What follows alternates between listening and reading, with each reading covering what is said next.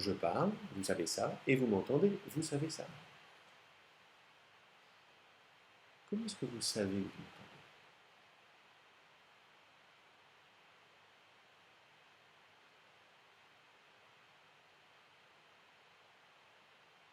Bon, ben voilà, il y a mes oreilles, mes trucs.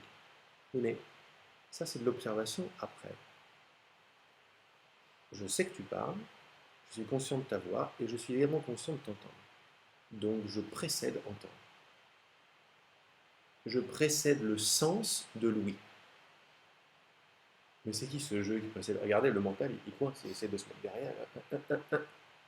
Vous précédez ça aussi. La tentative de nous localiser. Vous la précédez. Ce qui sait que je parle, est-ce que vous lui trouvez un début?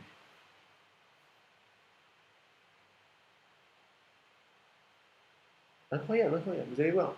Là, le mental, il devient notre pote parce qu'il s'aligne sur quelque chose qui est tout à fait posé. C'est pas une grande réalisation, c'est juste se tourner, comprendre que comprendre n'y arrivera pas, comprendre que comprendre est un jeu auquel on joue, comprendre que je suis antérieur à ça. Voilà le mieux que peut faire la compréhension. Elle est humble. Il reste quoi derrière? Il reste être présent et conscient. Est-ce que être présent et conscient commence quelque part? Est-ce que ça s'arrête quelque part? Ça ne s'arrête pas. Regardez, commencez à ressentir les implications gigantesques que ce que vous êtes en train de voir, tranquillement, pourrait avoir sur votre vie. Ce qui entend mes paroles ne commence ni ne s'arrête. Parce que je vis la vie de quelqu'un qui est séparé de quelqu'un d'autre. Ça veut dire, ma conscience qui t'entend, qui entend, commence là et s'arrête là. Commence là et s'arrête là. Commence là et s'arrête là. Ça, c'est ma conception du moi, de ce que je suis. Et là, on est en train de vérifier que c'est pas possible. Puisque toutes les limites que je vais mettre à la conscience, à la simple chose qui entend ma voix, vont apparaître à la conscience. Le bocal, la silhouette, la tête, le concept, la sensation, les images subtiles qui vont commencer à venir à votre conscience pour vous définir, vous localiser, vous limiter cette conscience, ne peuvent pas, mathématiquement parlant, définir, puisque ça apparaît, toutes ces limites apparaissent en vous, qui entendez maintenant. Regardez que vous ne pouvez pas être une réponse. Ça n'est pas possible. Mais tout simplement, c'est pas un discours métaphysique ou spirituel du tout. C'est tout à fait logique. Parce que toutes les réponses vont apparaître en vous, en ce qui entend ma voix. Quand vous demandez qui suis-je, qu'est-ce que je suis, le mental va s'amener avec des trucs. Regardez, c'est très fin, hein, mais c'est subtil. Ça peut être une image, une silhouette, une image de moi, de quoi j'ai l'air. Et là, on en revient à ce que j'ai appris de moi-même quand j'avais 3 ans, l'image de moi dans la glace. Mais elle était là-bas, l'image. Il fallait que je la ramène ici, pour me dire, ah, c'est ça moi. Bon, là. Et ça, c'est le début de mon moi social. Ça n'est pas le corps, c'est une entité imagée, notionnelle, émotionnelle, que j'ai appelée moi. Et quand je ne suis pas fin avec la définition de moi, quand je ne la regarde pas à fond, je suis identifié à cette espèce d'image qui est assez floue, mais que je ressens beaucoup en émotion. Très identifié, je me demande qu'est-ce que l'autre pense de moi, etc. De qui parle-t-on? Qu'est-ce que l'autre pense de moi? Et là, regardez, ça se passe maintenant. Hein. Laurent, vous avez une petite image de vous qui arrive. On est en général un petit peu gêné quand on nous regarde et tout. Pourquoi on est gêné? Parce qu'on s'imagine. On s'imagine, on fait une image de soi qui arrive, de ce que l'autre voit. Si j'ai pas d'image de moi, je ne peux pas être gêné quand on me regarde. Je ne peux même pas être gêné de t'aimer et de te déclarer. Seulement si j'ai une image de moi. si je crois que toi tu aimes ou regardes une image, regardez que le corps n'a rien à voir à faire avec ce piratage de l'esprit. Le corps, il est là, il n'y a aucun problème. Le corps est un instrument. Mais il est piraté par l'image que j'ai de moi. Et je crois que ce que tu vois, c'est cette image. Parce que moi, je me réfère à cette image, pas quand j'avais 1 an, 2 ans, 3 ans, mais plus tard, elle s'est construite. Et depuis tout petit, je vis la vie de cette entité, moi, ou je, qui semble être celle qui voit, qui entend, qui fait l'expérience. Donc, qu'est-ce qui est en train de se passer aujourd'hui quand on s'aperçoit, mais est-ce qu'une image peut voir? Ou est-ce qu'une image est vue? C'est à chaque fois capable d'identifier une limite, mais en dehors de cette limite. Évidemment, puisque tu peux identifier. Oui, c'est ça, c'est puissant. Oui, c'est énorme. Tu recules tes limites, tu recules ce que tu es en dehors. C'est peut-être ça aussi notre quête, chaque fois de chercher ses limites. C'est notre quête. Alors de chercher ses limites pour les dépasser. Mais pourquoi et écoutez ce qui se passe. C'est magnifique parce que je ne chercherais pas à dépasser mes limites si je ne savais pas que j'étais sans limite. Je ne chercherais pas l'amour, même dans quelqu'un, si je ne savais pas que j'étais déjà amour. C'est d'une logique implacable. Mais là, on a fait une petite danse qui nous permet de nous asseoir parce que ce que je dis n'est plus spirituel du tout. C'est juste logique. Si c'est spirituel, ça fout les boules, il faut l'atteindre. Mais là, il n'y a pas à atteindre le sans limite. On comprend que toute ma quête d'atteinte, toute ma quête d'atteindre, part du principe que je le suis déjà, mais c'est voilé et oublié. Donc la seule chose qui puisse le voiler, c'est mon identité. C'est quoi cette identité? Qu'est-ce qu'elle fait? À quel point est-elle puissante? C'est très puissant une identité. Attends, j'ai la puissance de voir, donc j'ai la puissance de ne pas voir. J'ai la puissance d'entendre, donc de ne pas entendre. J'ai la puissance de faire. Et là, on commence à rentrer dans le juice, dans le dynamique, dans le non sacrificiel. J'ai la puissance de faire. Mais, et là, je vous invite à vous rappeler le petit enfant qui regarde la pluie, là, pour la première fois. À ce même petit enfant qui est pur espace. On va l'appeler comme ça pour l'instant. Nous, en tant que moi, on ne peut pas imaginer ce qu'il est, puisqu'il n'est pas une imagination. Il n'est pas une projection. Je ne peux voir que ce à quoi je m'identifie. Vous avez remarqué, quand vous vous sentez amoureux, c'est-à-dire que vous êtes amour, vous ne voyez pas les gens de la même manière. Ils sont plus délimités, ils sont plus problématiques. Vous n'êtes pas en train de penser qu'est-ce qu'il est en train de penser. Vous n'êtes pas dans ce calcul. Pourquoi? Parce que l'entité qui calcule est partie. Et là, vous êtes en face de la vie tranquille. C'est une expérience que vous vivez tous les jours, mais on ne s'en aperçoit pas. On peut ensemble tourner notre attention vers le fait que c'est déjà là, mais je le rate. Quoi. Je suis embarqué dans moi. Quoi. Et que dès qu'il y a moi, il y a elle. Alors il y a les belles choses de moi et elle, et il y a les choses de souffrance de moi et elle. Et là, on est en train de voir que la souffrance, c'est moi et elle. C'est pas moi et elle bien qui va remédier à la souffrance de moi et elle pas bien. Non. Moi et elle est une expérience, mais quand je crois que c'est la fin, c'est une fin en soi, ça parle pour soi, une fin en soi, alors je souffre. On n'essaie pas ici de... Vous savez, quand on parle du moi et de l'expérience de la séparation, on parle d'une prison. On n'essaye pas ici de repeindre les barreaux de notre prison en plus rose, en plus doré, de les écarter un petit peu. On est en train de les regarder en face, par la logique et le discernement. Donc oui, le mental, c'est notre meilleur ami. Mais là, regardez comme ce mental, ce discernement, n'est pas du tout séparé du cœur, de la sensibilité, de la conscience. Et que c'est une seule et même chose. Il n'y a pas de séparation. Tous les mouvements de notre vie sont baignés et alimentés par la sensibilité que nous sommes. Par le fait d'être en vie et d'être conscient de tout ce qui se passe. On croit qu'on est conscient dans une limite corporelle, Mais si je suis fin, c'est pas possible. Parce que cette croyance de localisation de la conscience m'est apparue. Donc une fois de plus, je ne peux pas être ce qui m'apparaît. Ou, si on veut être totalement inclusif maintenant, je ne peux pas être que ce qui m'apparaît. C'est-à-dire, je peux être, je suis ce corps, mais je suis ces pantoufles, ce sol et ces silhouettes, puisque ma conscience englobe tout. L'idée que ma conscience est localisée quelque part est une idée qui apparaît en moi.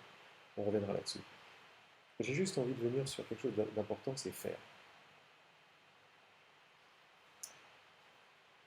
Pour le petit qui découvre la pluie, il n'a pas encore le langage.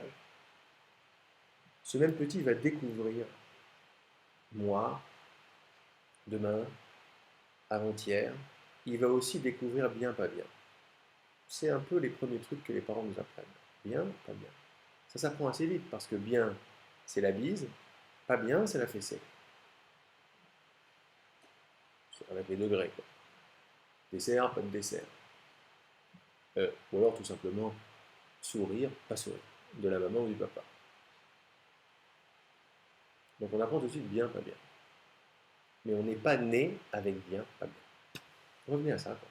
Ce sont des notions. Et ces premières notions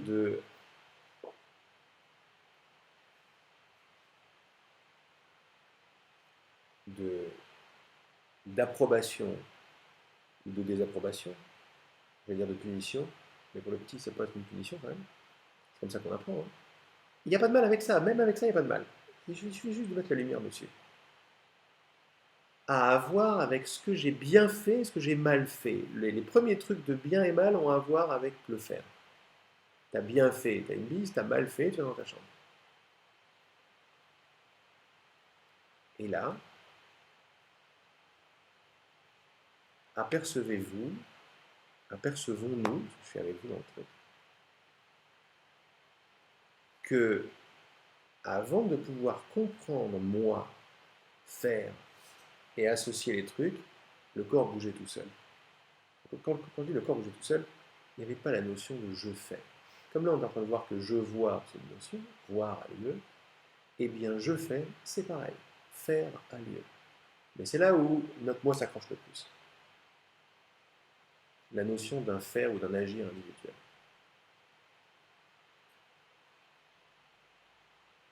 Là, ça rejoint ta question sur les impulsions.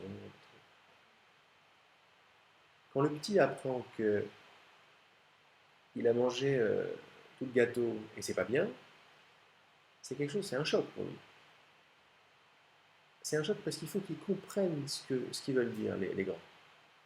D'abord, il faut qu'il comprenne qu'il a fait quelque chose. Nous, on passe là-dessus parce que pour nous c'est naturel, mais pour un petit, c'est pas naturel. Tu as fait quelque chose. Mais ça veut dire j'ai fait quelque chose. Alors après, il va essayer de comprendre le truc. La main fait, c'est toi qui fais ça. La notion. C'est moi qui fais ça. Ben non, pas fait, quoi. Il me dit. D'abord, je, c'est pas fait. Pas fait. Regarde, pas fait. Et nous, on est là. Mais comme nous, on regarde à travers un filtre qui va nous montrer que ses propres projections, ça n'est plus disponible à notre compréhension, pas fait. On a donné trop d'amour, trop d'importance, on s'est identifié à cette entité qui voit, qui entend et qui fait. Si on est identifié, le pouvoir de la conscience, le pouvoir de l'esprit, va projeter tout à travers ce filtre-là. Et va voir à l'extérieur des gens qui font bien et mal, des gens qui voient, des gens qui observent, des gens qui entendent. En croyant que je suis un petit centre ici, ben je vais voir un petit centre là-bas. Regardez, ça a tout à voir avec la compréhension que j'ai de l'univers et de moi-même. Connais-toi toi-même, tu connaîtras l'univers. C'est déjà le cas. Parce que je ne peux pas ne pas me connaître. Mais en tant que quoi je me connais? Si je me connais en tant que moi séparé, je connais l'univers en tant que moi séparé, en tant que la vie séparée de moi avec des moi séparés partout. Donc je me connais déjà. La preuve, je ne peux pas ne pas connaître. Mais qu'est-ce que je connais et pourquoi je le connais? Donc c'est plutôt ça la question. Quand je ne me connais pas en tant que moi séparé, je me connais, mais ça n'est plus une connaissance intellectuelle, je me connais en direct, en tant que tout ce qui se passe. Et même ça va devoir être dépassé, parce que c'est un concept. Quand je me connais, revenons, quand je me connais en tant que moi agissant, qui fait, qui voit, qui mange, qui entend, alors je ne peux plus m'apercevoir que mon fils, ou ma fille, ou mon enfant, me dit la vérité. Ça, on croit, mais il se fout de ma gueule. Il dit pas fait. Mais si t'as fait. Donc t'as fait grave, quoi. T'as fait tes petits, c'est toi qui as fait. C'est pas moi qui a fait, c'est toi qui as fait. Et il est là, notre plus grande prison, elle est là, elle est dans l'éducation, finalement. Parce que regardez que on ne peut même pas dire aux parents qu'ils ont tort. Pourquoi? Mais parce qu'ils sont la puissance de Dieu ou de l'Esprit qui ont l'expérience, qu'ils ont décidé, ils ont oublié qu'ils ont décidé d'avoir cette expérience, qui voient. Je ne peux pas dire c'est pas vrai, c'est ce que tu vois. Je ne peux pas dire t'as tort, c'est ce que tu vois. Tu vas me mettre c'est lui qui l'a fait. Moi, je ne vais pas lui dire non, il n'y a pas de moi et tout. Il va me prendre que non, c'est lui qui a fait. Et parce que c'est pas le il n'y a pas de moi n'est pas disponible quand c'est très important que je fasse, je réussisse et je ne rate pas. Ça n'est pas disponible, ce n'est pas une expérience disponible parce que tout l'amour a été donné, la connaissance a été donnée à une expérience particulière, laquelle je fais. Le souci, c'est qu'on croit que c'est la fin du jeu, le JEU, c'est-à-dire que c'est une fin en soi, c'est ce qui se passe, c'est devenu la réalité. Et donc il est très très très difficile et très résisté d'aller au-delà. Il n'y a que des gens comme nous qui ont un appel qui est un peu plus fort quand même, ou beaucoup plus fort que les réussites et les pertes du monde, qu'il peut y avoir un appel pour l'amour, un appel pour la beauté. On peut être tout à fait des épicuriens de toute façon. Il suffit qu'on pousse son art, sa sensibilité à fond, quelle qu'elle soit, pour que ces limites-là, à un moment, apparaissent et dégagent. Si on est un vrai scientifique, il fait péter son doigt. Il fait péter ses limites, parce que s'il est vraiment scientifique, c'est-à-dire au service de la science, plus il va approcher de la lumière, plus il va fondre. Plus il va s'apercevoir que tout ce qu'il sait, c'est qu'il ne sait pas. Plus je fais quoi que je fasse avec cœur et dévotion, plus je m'oublie dans ce que je fais, plus je suis content d'ailleurs de m'oublier. Regardez qu'on est content de s'oublier dans nos activités. Au cinéma, dans l'amour, dans la cuisine. N'importe quelle activité est bonne pour s'oublier. Là, c'est juste, on comprend les choses un peu différemment. Alors vous allez me dire, qu'est-ce qui se passe avec cette histoire de je fais? Parce que c'est quand même fort, c'est quand même de là que viennent les actions. Et on peut faire le bien, on peut faire le mal. Ah, là, c'est toute la société morale qui est construite là-dessus. Regardez que ce n'est pas la société des animaux ou des enfants. On n'est pas en train de dire que c'est pas bien. On ne tire pas de conclusion. Juste on regarde comment ça se passe. En réalité, pourquoi le petit ne ment pas? Parce que c'est pas lui qui fait. Parce que moi qui fais, c'est une notion. Le corps fait. Là, on est en train de dire, je suis moi, puissant, c'est pareil, tout, etc. Je suis responsable, je lève la main. Maintenant, je regarde de près l'action de lever la main. Regardez l'arrogance qu'il y a dans je fais. Je crois que c'est vrai. Regardez l'arrogance. Je fais. Ah ouais? Alors on va voir si tu fais. Regarde tout ce qui doit se passer pour que ça se passe. Dans le corps. Hein. C'est même pas la peine d'essayer de commencer à décrire ce qui se passe quoi, pour que la main se lève. Il se passe des millions de choses. Et les neurones, et les trucs, et la perfection du doigt, etc. Comme ça. Qui c'est qui fait ça? C'est-à-dire que celui qui sait faire lever la main, c'est celui qui sait faire je bats mon cœur. Pareil. Je fais pousser mes cheveux. Je sais faire pousser mes cheveux. Mieux que ça, je fais des cheveux. Je sais faire un cheveu. Donc je le fais pousser ou je ne le fais pas pousser. Parce que c'est total. Pourquoi s'arrêter? Si je sais lever la main, alors je sais créer un cheveu. Tadam. Mais le scientifique le plus poussé, le plus brillant du monde ne sait pas faire un cheveu. On peut essayer de comprendre l'électricité tant qu'on veut, à travers les ampoules et les courants et tout, mais jamais personne n'a fait l'électricité. C'est pas possible. On peut essayer de la recréer, on peut essayer de cloner des corps. C'est super, mais on ne va jamais être la source. Regardez d'ailleurs que toute la science qu'elle essaie de faire, c'est tanana, je veux faire comme Dieu, je veux être mon Dieu, quoi. Et ce qui est extra, c'est que c'est pas la peine de prendre ça mal. Si on comprend ça, on trouve ça génial. On veut être Dieu, pourquoi? Mais parce qu'on sait qu'on est ça. C'est que ça, c'est un vieux souvenir. On sait qu'on crée tout ça. Mais en tant que moi, c'est beaucoup trop, quoi. Je vais exploser, j'ai beaucoup trop de puissance, j'aurais pas de cette puissance. Qui c'est qui disait ma plus grande peur, c'est pas mon obscurité, c'est ma lumière. Tout là, mais qu'est-ce que je vais faire avec tout ce truc? Ah, si tu es un moi séparé qui est puissant, il faudra mieux pas te donner toute cette lumière. Parce que là, effectivement, ça va partir en cacahuète. Même tes bonnes intentions, elles sont pas géniales. C'est le cas de le dire. Donc, qu'est-ce que ça veut dire? Alors là, c'est une implication énorme. Regardez, essayez de ne pas tirer de conclusion, ou plutôt essayez de voir votre mental qui va tirer des conclusions. Et vous le regardez comme un petit enfant. Une mère qui aime son petit enfant, qui veut comprendre et qui tire des conclusions. Et là, vous voyez tirer sa conclusion. Parce que là, depuis tout à l'heure, il y a quelque chose d'assez chaud quand on est en train de parler, c'est faire. Faire tout seul, je suis. Donc ça peut foutre un peu les bulles. Donc le mental s'excite pour essayer de solidifier, localiser, etc. Vous le comprenez. Vous l'embrassez. Ok, c'est bien. C'est cool. Vous pressentez aussi qu'il n'y a pas de risque. Les risques sont que dans le mental. C'est des notions, les risques. Le petit qui découvre la pluie, il n'a pas de risque. Même tomber, il s'en fout, il tombe et il se relève. Il n'y a pas de risque. Regardez que les peurs disparaissent, machin, de Dieu. Qu'est-ce que ça veut dire pour moi? Regardez que ça, c'est que mental. Pardon? Il n'y a pas de peur. Non. Il peut y avoir, je ne parle pas de l'extinction de l'instinct.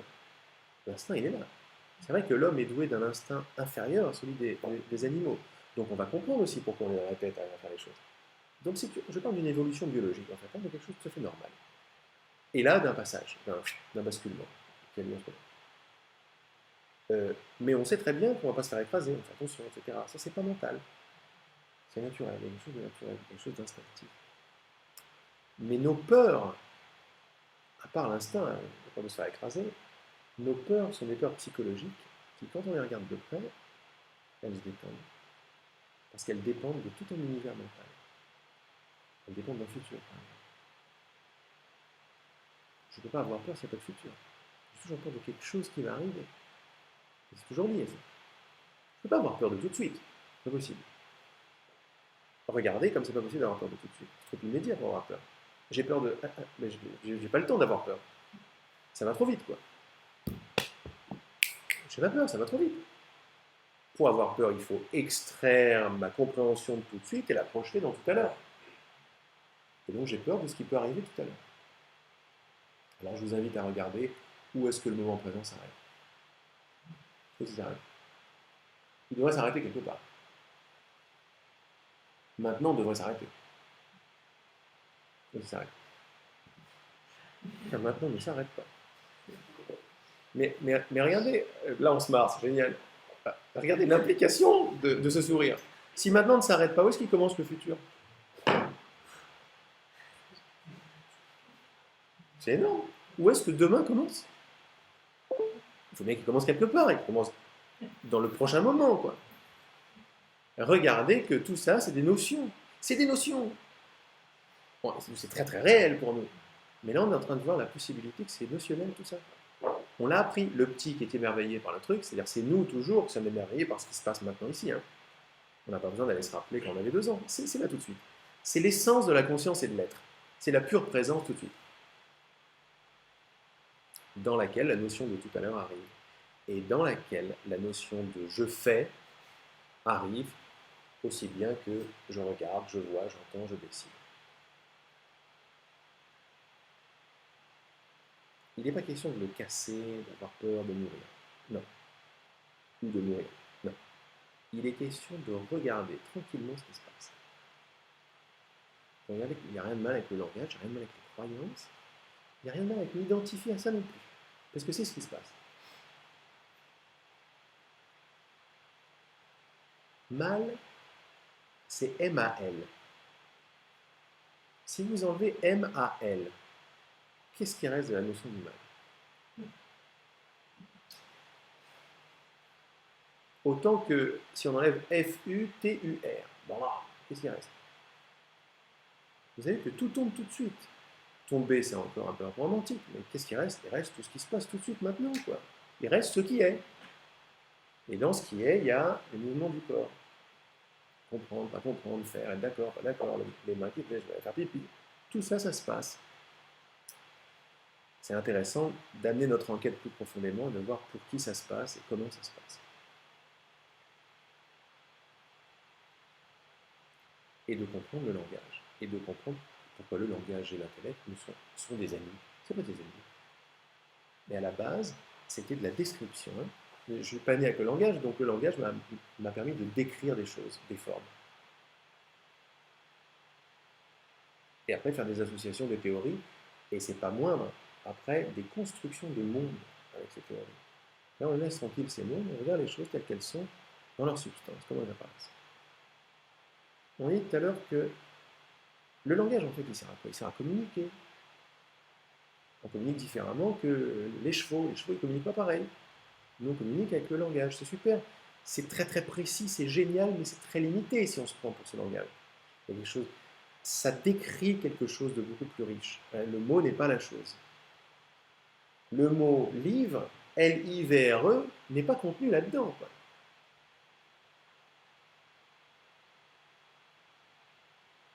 Le mot blanc, qui décrit une couleur, n'est pas là. Il n'y a ni livre ni blanc là. Tout ça, c'est des petites dynamiques pour le mental, mais vous n'êtes pas mort.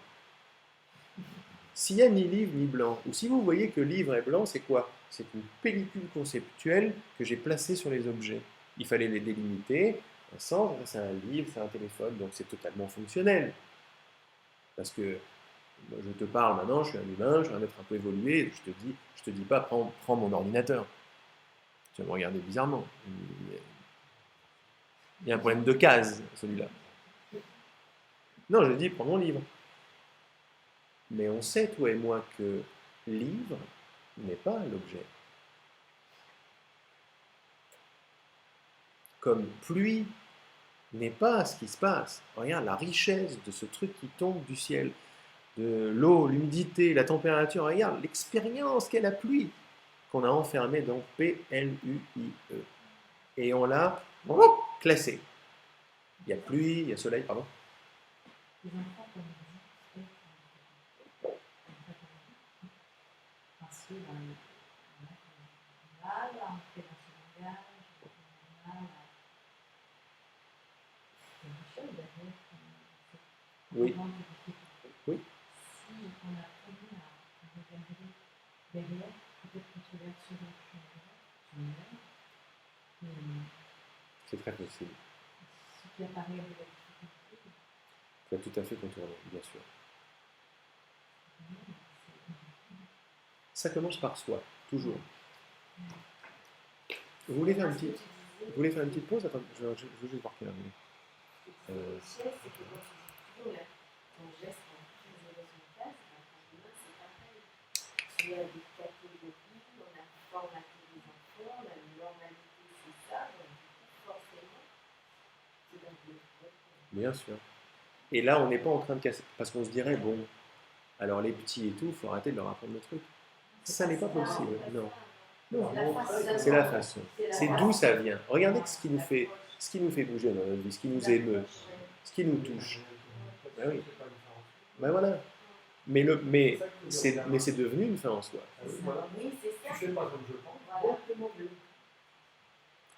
Jusqu'à croire que c'est tellement devenu une fin en soi que tout ce que le langage dit est vrai.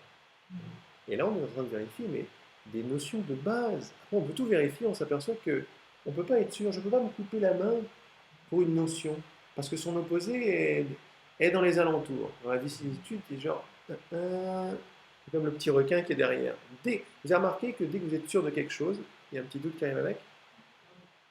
C'est affreux d'ailleurs pour nous. Ça c'est affreux comme expérience. C'est affreux parce qu'on cherche tous une sécurité, une certitude quelconque. On est là, ah ça y est, c'est ça. Et derrière, tu es là, Alors, on va l'oublier que c'est peut-être pas ça, on va dire, c'est ça, c'est ça, c'est ça. On ne peut pas séparer quelque chose de son opposé. C'est pas incertitude, parce que là, il peut se poser comme certitude. Ça, c'est pas mal. C'est retourner les choses, c'est ce qu'on fait là. Ou remettre en cause même. Remettre en cause, c'est intelligent. Il y a une intelligence en nous qui nous dit, auquel on a fermé la porte. Parce qu'elle nous dit, mais c'est peut-être pas tout à fait sûr ce que tu crois là. Chut, ça fait peur. Si, si, si, c'est comme ça qu'on m'a dit, oh là là. Si j'ai pas mes repères, attention. Quoi.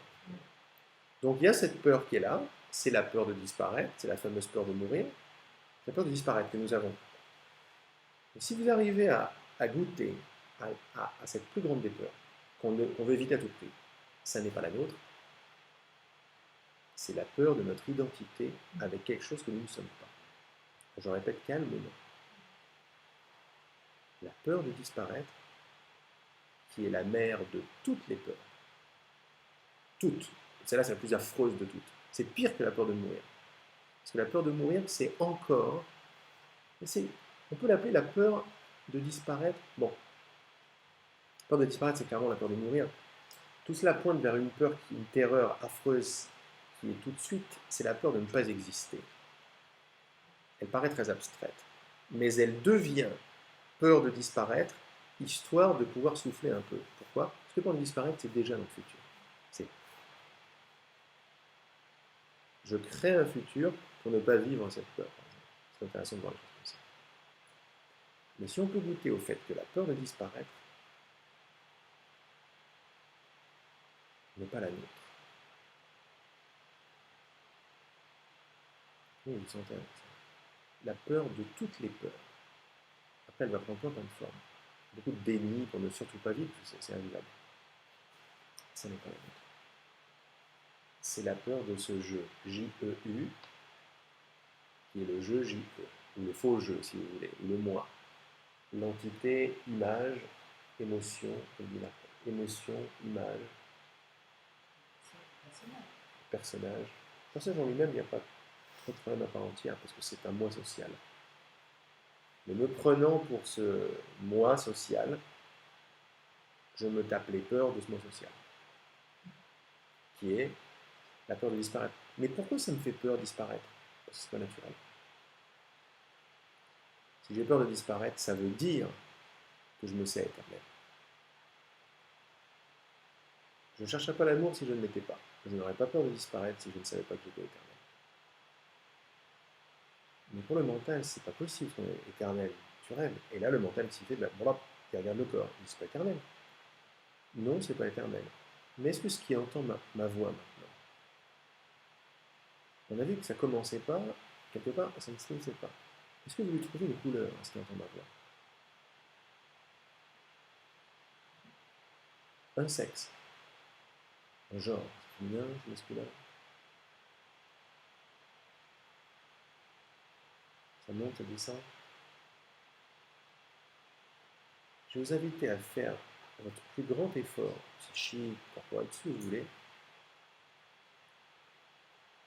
pour tenter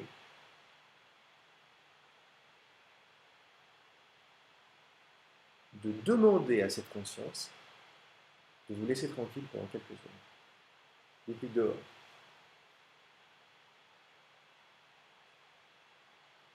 Essayez de passer, ne serait-ce qu'une demi-seconde, mais encore mieux si vous pouvez 30 secondes, sans la conscience. L'idée, c'est d'essayer de le faire. Enfin, prier, engueuler là, de tous les côtés de ce que vous voulez. Dégage, va-t'en, va par la fenêtre, j'arrive. Reviens tout à l'heure. Est-ce que vous arrivez à séparer la conscience de votre existence? Non, donc tout ce que vous allez faire, c'est... Regardez, quand on fait cet exercice, c'est génial. On se rend compte du bloc indélogeable que ce truc dont on parle depuis tout à l'heure est. Ce truc conscient, ce truc présent, ce truc existant. Si vous ne pouvez pas le déloger, est-ce que vous pouvez partir rapidement, genre, quitter la conscience, quitter l'existence? C'est pas possible. Même le fait de vouloir quitter, de courir, sont des notions qui vont vous apparaître. Tout apparaît en vous. Tout apparaît à ce qui entend de parole. Donc si je ne peux pas lui trouver de couleur, de limite, de sexe, si je vois que c'est ça qui est fort, hein, toutes les définitions, les découpes mentales, mon mental a appris à découper les choses, mais c'est sa fonction, il est très bien le mental. Il a appris à découper la chaise par rapport à la table, autrement je vais rentrer dedans, autrement je vais pouvoir en parler. Mais utiliser ça pour ce qu'il précède, et c'est ce qu'il essaie de faire, hein. Regardez, c'est très fin. Il essaie de délimiter, vous amenez des silhouettes, il est là, je suis derrière, je suis devant, je suis à gauche. Non mais non, je suis pas à gauche, je ne commence pas. Et il réessaye. Il ne peut pas. Il ne peut pas appliquer ces règles à ce qui est conscient de lui. Il ne peut pas appliquer ces règles à ce qui entend mes paroles maintenant. Ça n'est pas possible. Il essaye. Ça, c'est une invitation à un chemin que chacun fait en soi, d'observation, de vérification. Les Indiens appellent ce chemin neti-neti, c'est-à-dire ni ceci, ni cela. Et c'est magnifique parce que c'est là où on peut pousser le mental pratiquement au bout. On s'aperçoit qu'aucune définition conceptuelle, aucune découpe imagée, mémorielle, sensorielle, aucune couleur, aucun son, aucune sensation, aucun sentiment, aucune perception ne peut délimiter là où ça se passe. Je parle maintenant de cet ici présent et conscient. Sans limite, mais pas large. Non, l'absence de limite. Il est absolument intouchable. Vous êtes absolument intouchable, ce qui entend mes paroles. Pour ne pas en faire une notion abstraite, est-ce que vous vous sentez séparé de ce qui entend mes paroles? À quelle distance es-tu de ce qui entend mes paroles? T'es loin? 2 cm, 1 cm? Millimètre? Pas grand-chose qui vient. Est-ce que tu te sens séparé de ce qui m'entend? Non. Est-ce que quelqu'un se sent un peu... Il n'y a ni tort ni raison aujourd'hui, hein, voilà. On est au-delà de ça, mais c'est très bien d'aller voir tout. On va en profiter, toutes nos questions, on va en profiter pour loger l'histoire. Est-ce que quelqu'un se sent un peu à l'écart ou un petit peu séparé de ce qui entend ma voix? Quand vous réalisez ça, la simple réalisation, est-ce que vous sentez ce que ça fait dans votre corps? C'est très subtil. Chez moi, les fesses se détendent. Je ne sais pas chez vous. Quelle distance suis-je de la conscience? Zéro distance. Alors au mental, on se dit, bon, ok, c'est sympa, ça m'amène quoi? Quelque chose que je sais. Non. À des niveaux très profonds de tout mon organisme, c'est en train d'envoyer la bonne nouvelle. La séparation d'avec l'être n'a jamais eu lieu. Et ça envoie la bonne nouvelle dans tout notre système. Système mental, système émotionnel, système vital et système cellulaire.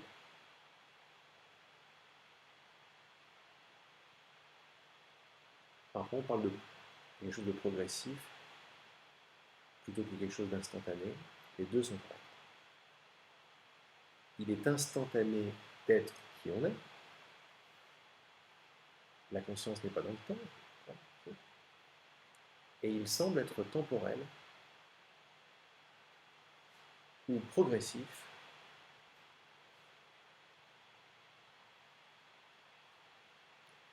l'assise ou la révélation de tout notre système en tant que ça. En tant que ça.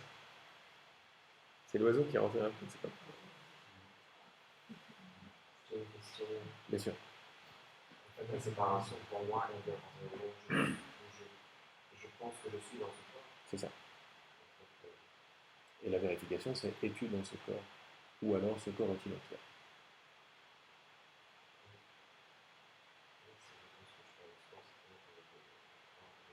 Je sais pas où je suis. Bien sûr. Attention après Une conclusion rapide. Je ne suis pas dans ce corps, je sais pas où je suis. Ça peut faire très peur. Je m'envole. C'est pas ça dont il est question. C'est pour ça que. C'est ça, pas que dans ce corps. C'est pour ça qu'on demande au mental d'être vraiment notre allié. C'est-à-dire, on a compris que trop de conclusions, c'est bien la conclusion.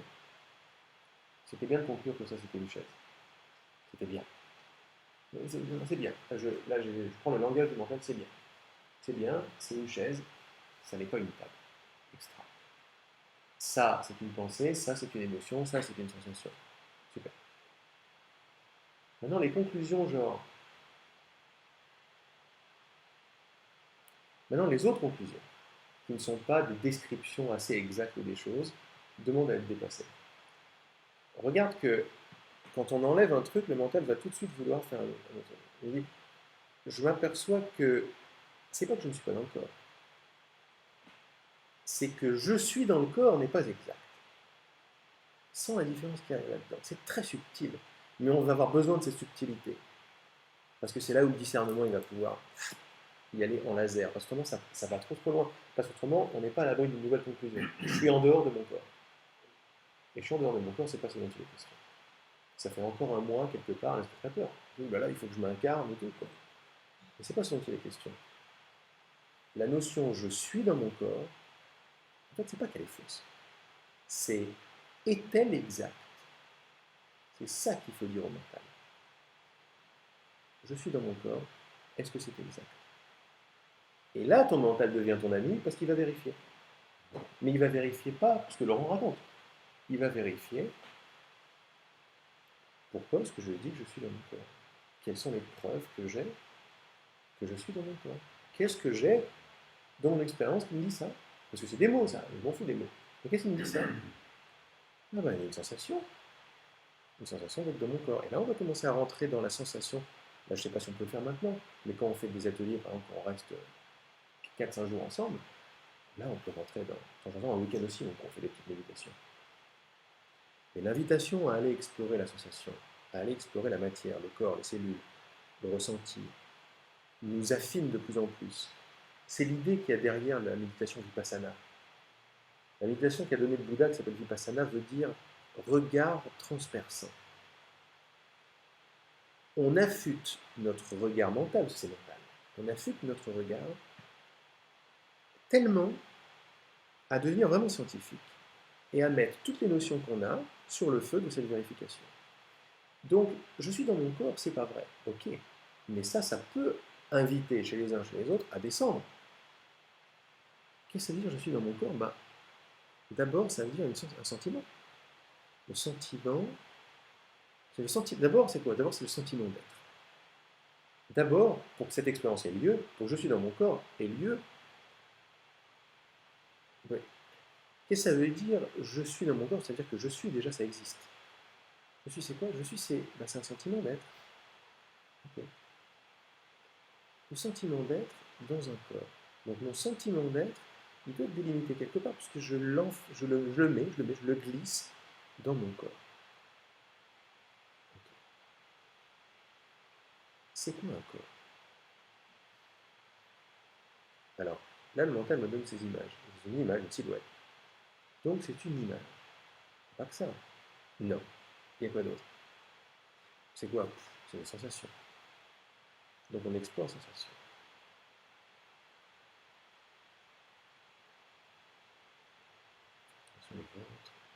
Genou, c'est quoi? C'est une image, une idée, et c'est pas que ça. Non, c'est quoi? Une sensation. Et là, je mets à explorer les sensations, les idées, et même les trucs de plus en plus subtils, le sentiment d'être. Le sentiment d'être. C'est ce sentiment que je mets dans le corps apparemment. Mais plus je regarde de près, plus je m'aperçois que les sensations, les images, je peux. Le sentiment d'être. Je suis conscient du sentiment d'être. Qu'est-ce que ça veut dire ça? Ça veut dire que je précède le sentiment d'être, puisque je suis conscient. Ce sentiment d'être, d'abord, c'est un sentiment. C'est très fin, hein? Là, c'est ensuite, bon, mais le sentiment d'être. Ça y est, je l'ai, le sentiment d'être. est-ce que le sentiment d'être est conscient de moi comme je suis conscient de lui? Est-ce que le sentiment d'être me connaît? Là, on rentre dans des choses très subtiles. Mais on a commencé de façon grossière. Est-ce que le genou, la sensation image qu'est le genou, parce qu'on croit qu'il y a un genou et une sensation image. Quand on vérifie, c'est pas vrai. Il y a sensation image égale genou. Il n'y a rien d'autre en dehors de la sensation d'image. Est-ce que cette sensation image me connaît? Non. Donc déjà, je ne peux pas être là-dedans. Et comme ça, tu montes. La poitrine, le sentiment d'être, ça. Et on s'aperçoit que ce qui ne commence ni ne s'arrête, ce qui entend mes paroles maintenant, mais ne peut pas se loger quelque part. C'est ce qui va être au courant du sentiment d'être, de la formation du corps, des sensations, des images, c'est très très subtil, mais c'est magnifique comme exploration. Parce que là, ça amène une preuve de plus en plus solide que non, mais ce n'est pas possible mathématiquement que je sois dans un corps. Mais après, il faut faire attention au mental, il faut faire. Bon alors qu'est-ce que ça veut dire? Qu'est-ce que ça veut dire? Qu'est-ce que ça veut dire? Eh bien, ça veut dire que je suis en dehors du corps. Non. Non, parce que là, on va créer une autre réalité. Le mental est très fort. Il va pas tout seul. Il va être très fort avec ses notions, mais il a besoin de ma lumière pour créer les mondes. Ma croyance. Maintenant, c'est mon désir de croire. C'est moi. C'est mon rayon, quoi. Mon rayon d'attention. Il a besoin de ça. Donc, il va me créer un nouveau monde, lequel je ne suis pas dans le corps. Oh, voilà, c'est ma nouvelle réalité. Mais je ne suis pas dans le corps, c'est le mot. Finalement, même si c'est un peu plus large, ça n'est pas plus vrai, ni plus faux, que je suis dans le corps. Quand on arrive là, c'est magnifique. Parce que là, on a un mental qui est un bon pote. Pourquoi? Parce qu'il a compris que les deux opposés ne sont pas plus vrais l'un que l'autre. Ils ne sont pas faux, parce que faux, c'est une position. Vrai, c'est une position. Le mental ne sait pas faire autrement que prendre position ici ou là. Mais là, on est en train de voir que la possibilité que ni vrai, ni faux. Vous voyez que ça ne laisse pas grand-chose à la réflexion. Mais comment vous vous sentez avec ça? La même détente que quand on a regardé tout à l'heure, qui regarde, est-ce que maintenant commence? C'est que des angles différents pour toujours la même chose, la même expérience, la même détente. Si c'est vrai ou faux, c'est quoi alors? Bien sûr. Et ça, c'est une invitation à suivre. C'est quoi? Ben, il est capable de te répondre. Ce qui est extraordinaire là-dedans, c'est que comme ça, tu le rééduques, ton mental. Il dit, c'est quoi? Très bien. Il y en a qui disent, ils le cassent, ils leur disent, c'est pas intéressant. Et ils arrivent à des belles réalisations. Des choses très belles aussi, hein, de partager avec mon fils. Pas y arriver non plus. Eh bien, c'est pas ce qui me parle. Je crois que le mental peut être quelque chose de magnifiquement puissant. Magnifique, quoi. Ça peut pas être, c'est pas possible quand on y pense. C'est pas. Regarde toute l'intelligence à l'œuvre dans cette création.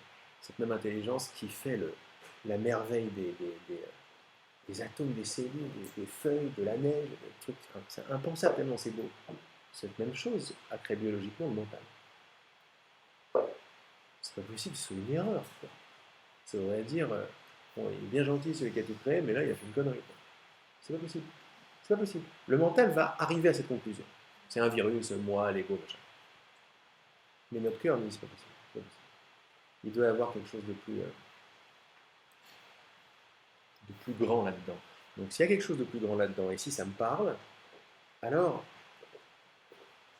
pourquoi ne pas prendre cette assise-là et voir où je peux amener? Voir que le mental, c'est quelque chose de noble, qui peut m'amener, dans sa condition de duel, il ne peut pas m'amener où je veux vraiment.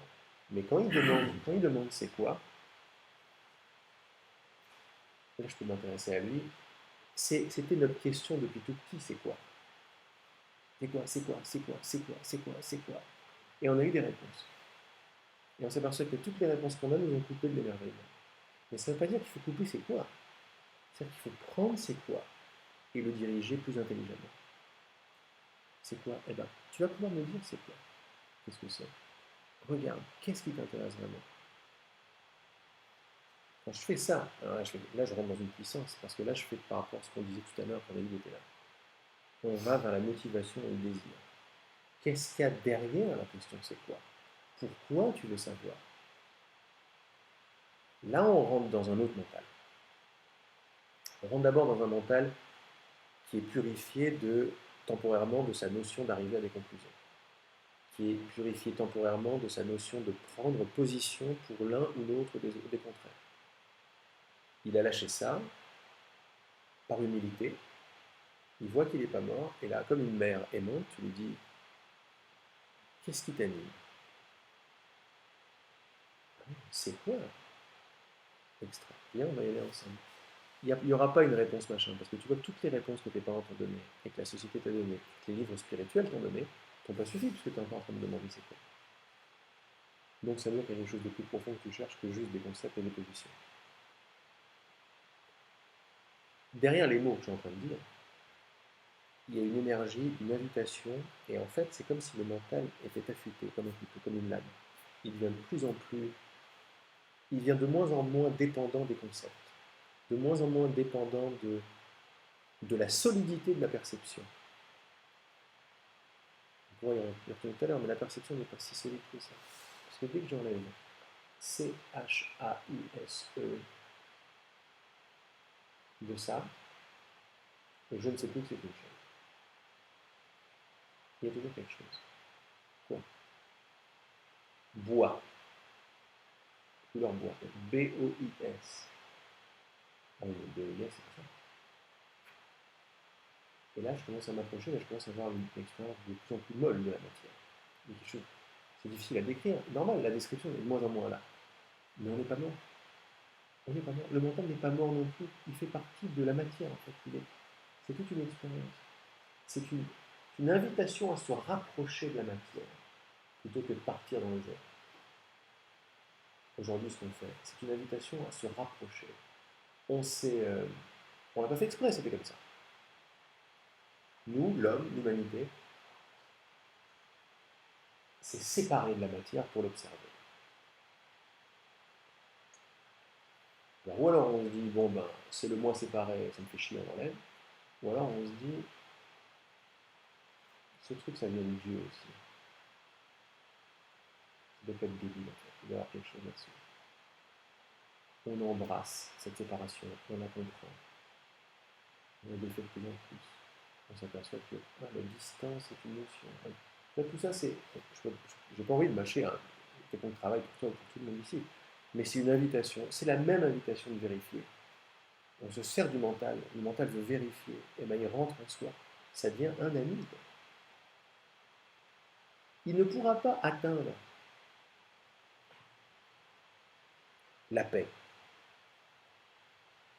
dans ces termes à lui. Parce que paix, ça veut dire l'inverse de la guerre. Ou inverse d'agitation. Non.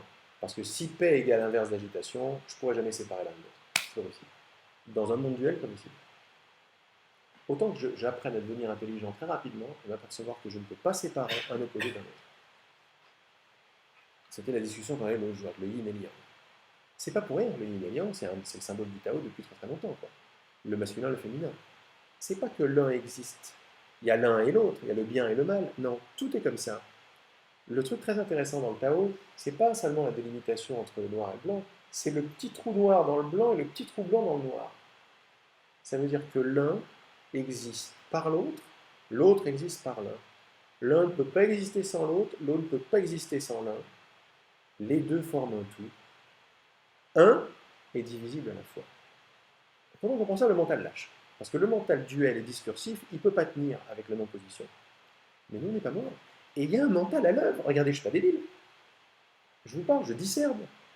Il y a un mental qui est devenu beaucoup plus fin. Il y a un mental qui est capable de prendre les opposés, et pas uniquement dans des dialogues très, très intuitifs. L'intuition, c'est magnifique. On sent que ça vient de quelque chose de beaucoup plus profond, l'intuition. Ça nous illumine à chaque fois que ça vient. Mais nous pouvons emmener notre mental vers quelque chose de plus lumineux, vers quelque chose d'inclusif plutôt que d'exclusif. Pour le mental, c'est très difficile. Et ça, et ça. C'est très difficile pour lui. Mais pour notre cœur, c'est pas difficile. Notre cœur, il inclut, notre conscience inclut le noir, le blanc, le haut, le bas, la guerre, la paix. La preuve, c'est ce qui se passe. Donc, en substance, j'aime aussi rentrer dans la substance, c'est un autre angle très puissant celui-là. La substance de toute chose, la quintessence des éléments, va après se former en pôle positif, en pôle négatif. Mais c'est la même quintessence. C'est la même chose. Eh bien, la compréhension peut suivre. Il n'y a pas de raison de mettre le muscle mental au rang des erreurs. Non. Du moins, c'est pas ce qui me chante dans mon cœur. C'est ce que j'ai fait dans mon chemin. J'ai fait beaucoup de mise de côté du mental et du savoir. Parce que je me c'est pas bien, pas ça, pas ça. Mais il y a quelque chose qui me manquait là. Mais c'est pas possible quand même, merde. Ce truc-là n'a pas été inventé simplement pour nous casser les fesses. Quoi. Non, il est capable de choses magnifiques. On est regardé, on est capable d'intuition, de création de choses énormes, d'inspiration. On est même capable, dans ce genre d'énergie-là, de comprendre l'inclusivisme, l'inclusivité plutôt que l'exclusivité. On est même capable de voir que l'homme, l'énergie masculine, l'homme vit par la femme vit par l'homme, et l'un est l'essence de l'autre, et les deux sont la même essence. Et on est même capable de voir ce qui transcende cette inséparabilité aussi. On est capable d'en parler, si on en parle, c'est qu'on le sait. Je faisais souvent, enfin une petite pause après, je faisais souvent référence à un passage, une bascule, un passage de témoin entre la compréhension qu'on a des choses, qui est liée au passé, aux conclusions et aux positions, un passage de ça à quelque chose de plus doux, de plus lumineux, d'abord à l'évidence d'être, qui est beaucoup trop rapide pour que le mental ait quoi que ce soit à faire, mais à partir de l'évidence d'être conscient et présent, il y a une sorte de rééducation d'un mental qui va s'aligner là-dessus et qui va pouvoir englober de plus en plus de choses. D'abord des paires d'opposés, d'abord ne pas prendre des positions, ou alors prendre des positions tout en sachant très humblement qu'elles vont être dépassées, que le savoir le plus magnifique c'est, et là je personnalise le savoir ou la compréhension la plus poussée, c'est en son essence qu'il y a une compréhension encore plus profonde, qu'il y a un savoir encore plus lumineux. Et là, pour moi, ça me chante toutes mes cellules, ça parle à toutes mes cellules. Là, ça m'amène, c'est ce que j'ai bien aimé chez Darpan aussi, que tu m'as fait montrer, c'est qu'en dehors de ce qu'il a dit sur l'ego, le truc, il a dit, et c'est ce que je t'ai dit l'autre jour, il avait dit, la découverte de Dieu est sans fin. C'est illimité. Ça veut dire qu'il y a toujours plus profond, il y a toujours plus lumineux, il y a toujours plus inclusif, il y a toujours plus intuitif, il y a toujours plus. Dans ce déjà complet. Le mental maintenant, c'est les deux à la fois. C'est l'intemporel, même pas l'intemporel, l'atemporel, le hors du temps, la négation même du temps, qui est cette conscience qui entend les paroles de notre corps. Et le temps. Et les deux à la fois. Le temps est atemporel. Et la temporalité est le temps.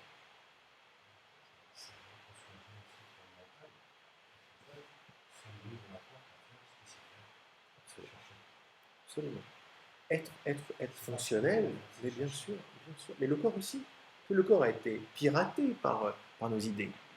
Et mais depuis qu'il a appris que c'est moi qui fais ça, il y a une nouvelle notion à prendre dans la fluidité du truc. Il y a une idée d'appropriation qui est arrivée, et un moi. Une entité fictive.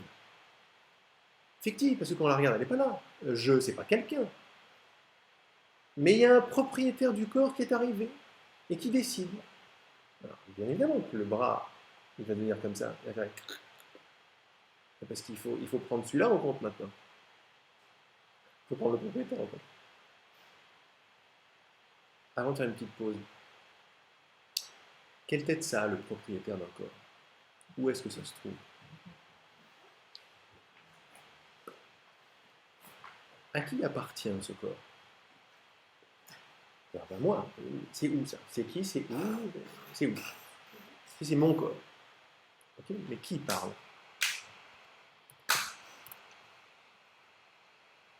Ah, il est déjà 12h26. Ah oui, alors c'est plus que la pause alors. Qu'est-ce que je parle? C'est le délire. Qu'est-ce que vous me faites faire? C'est la fête. Allez.